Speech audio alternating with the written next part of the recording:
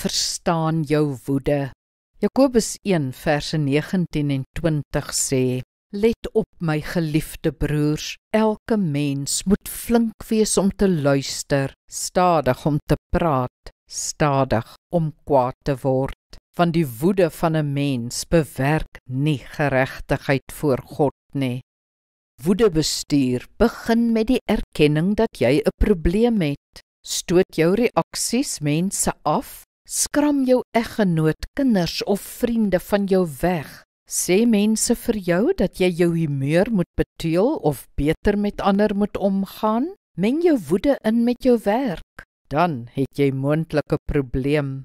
Dis ook waardevol om te verstaan waar jou woede vandaan kom. Was jou agtergrond dalk moeilik? Was dit nie altyd 'n veilige, voorspelbare of regverdige omgewing nie?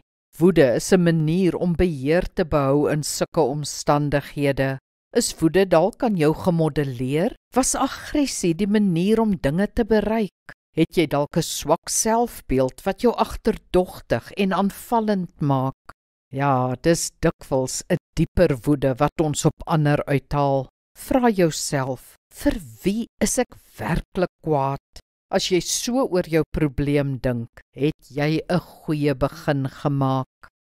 Kom ons bid saam. Hemelse Vader, wys my waar ek innerlike genesing nodig het, sodat ek nie so woedend hoef te wees nie. Waarom is ek so gefrustreerd? Wat dryf my? Vir wie is ek werklik kwaad?